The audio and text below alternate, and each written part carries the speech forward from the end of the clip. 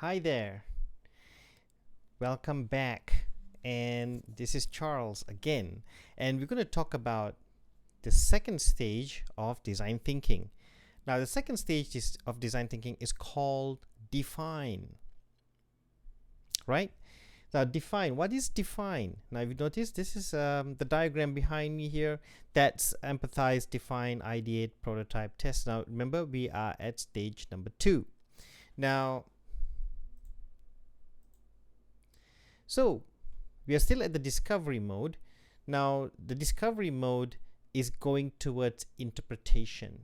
Now, when it comes to interpretation, means you're trying to find meaning. So now, in the first stage of design thinking, empathize, you're trying to put yourself in the user's shoes, to understand the user's problem, to understand the user, engage with the user. Now, when it comes to define, you have to find out what the user wants or the meaning of this problem. You have to understand the bigger picture, right? The bigger perspective. Now, if you're going to work on this assignment by yourself, but you're going to have to really talk to people too. You're going to have to talk to the users who you think you want to do this for. But in this case, the users could be the ones nearest to you, okay? Closest to you. At this situation, yes. So go for it. And it could be the person you can talk to over Zoom or Microsoft Teams, or someone you can constantly view and talk. So what is defined really now is to bring more meaning, clarity, focus to the particular issue, the problem. So the area that you're going to work with needs to have this kind of clarity and focus. So you've got to make sense of things. Now, how do you do these things? First, understand the story. Understand further the story, more details. Understand what else that they can say about the problem.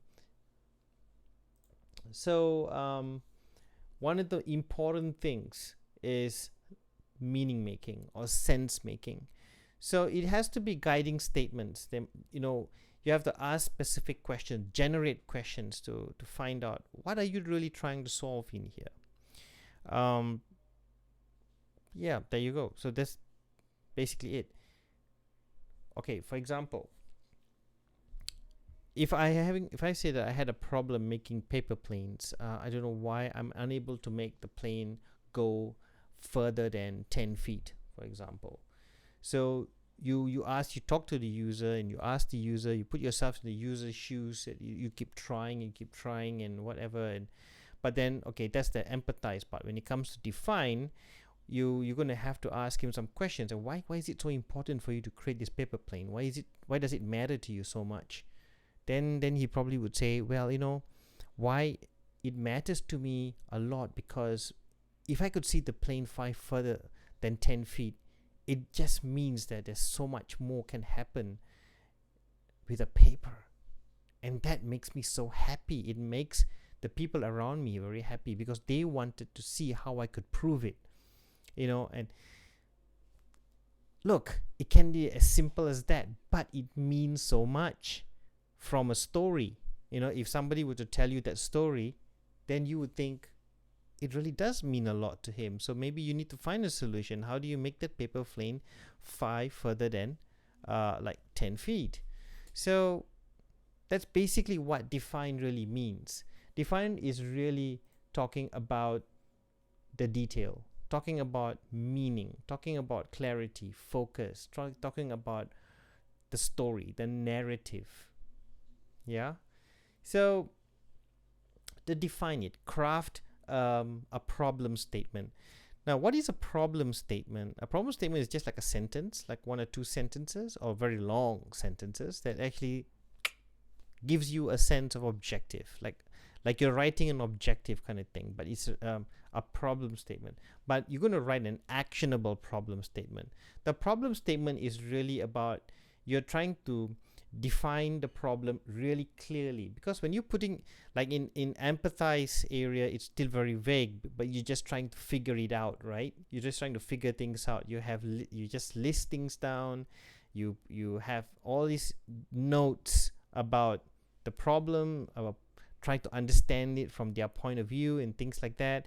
But when it comes to define, the outcome of the define stage is called an actionable problem statement. So this actionable problem statement is really trying to write the problem in a nice, clear way. Okay, you might have 1 or 2 sentences, 3 sentences. Just write those actionable problem statement. Now, how do you frame the right problem? Sometimes you're going to have, that's the challenging bit. You have to generate questions.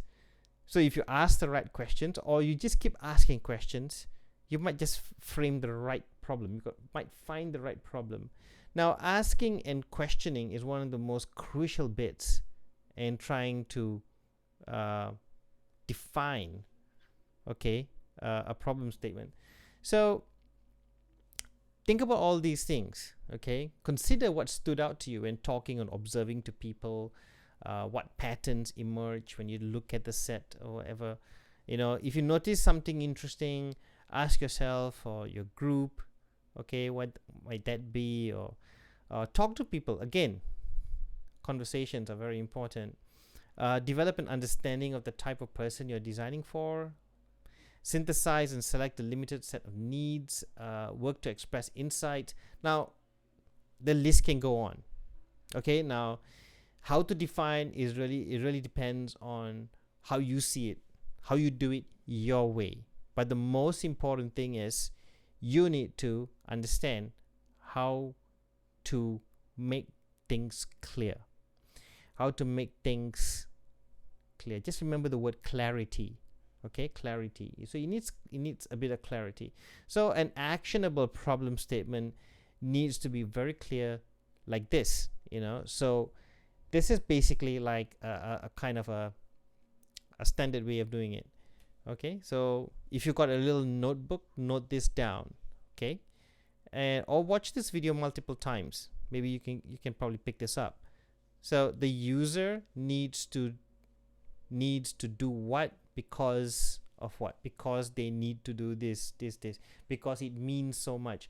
Well, basically, John needs to create a paper plane with such materials and whatever, because the flight beyond 10 feet would mean so much to the people who are living in his vicinity, because paper is scarce in that area. So it's when the moment they get a paper, they want the paper to do something, to mean something. Maybe he belongs to a little tribe of people that thinks paper is so, important to them. So I don't know. So you can be anything. Don't be ashamed of picking any kind of problems or issues, but they can be real problems, So, but it's all about ideas, trying to focus on what's possible. So this actionable problem statement is the outcome for the second stage of the design thinking process. So remember, the first stage you had was empathize, put yourself in the shoes of the user. The second stage is define, clarify the problem. Okay, clarify, just make it clear. Use this way, okay, to do it. Now there are tons of references of design thinking online. You can read all about it. You can find out in Google. Do it, okay? Do it. And note, if you think you want to put some notes of your own in your Google site, e-portfolio, do it, okay? Treat that as some kind of journal for yourself, right? Okay, if you have any questions, see me during the lecture sessions or discussions and ask me there, Q&A on every group during the live stream. Or if you prefer it, we could either Zoom or Microsoft Teams together. Okay, before I go, get ready for this special reading from Mad Science. let me tell you this. May 5th. Oh, sorry. 5th. May 5th, 1992. Wolfenstein 3D shoots first-person shooter into stardom. There's this company called ID Software releases Wolfenstein 3D, and it launches a huge computer game category. Wolfenstein 3D may not have been the first-person shooter as the genre came to be known, but it was by far the most successful. Technically, the genre goes back to the 70s, but no one really paid attention to it. Even ID had released an earlier first-person shooter called Catacombs 3D, but again, it wasn't nearly as good as Wolfenstein. Through massive online dissemination of the game's shareware version, Wolfenstein 3D, the hyphen was later dropped from the name, introduced millions to an immersive world in which the action seemed to be happening from a player's perspective, first person. Yeah, that was history. I was there. It was an incredible sensation, really unlike anything gamers had seen before, said Jamie Madigan, who helped operate the GameSpy Network's 3D action website. You could move smoothly in 360 degrees. You felt like you were there. A player in the game assumed the role of an American commando battling Nazis and their supernatural servants. It was banned in Germany because of its use of Nazi symbols, like the swastika, and the music, like the horse will lied. I have no idea. Developer ID Software leveraged Wolfenstein 3D's success into a franchise of wildly successful first-person shooters, including the seminal Doom and Quake series. These in turn begat a slew of sequels, imitators, and adaptations from Halo to Call of Duty, which are the ones that you're familiar with: PUBG, Call of Duty, Warzone, Apex Legends. Think about it. Now, Wired.com game life blogger Ernest Cavalli summed it up. The key to a whole Wolfenstein thing is that its success, which was massive, paved the way for thousands of games that mimicked them. Plus, who doesn't like killing Nazis? I don't think we can live up killing Nazis in real life, but... So that's the history of Wolfenstein 3D, the history of the first-person shooter. But think about it. They were made for humans. Food for thought, right? So Google up and find out for yourself. Do some investigation. That's what life is. Exploration. And you know what? Stay positive.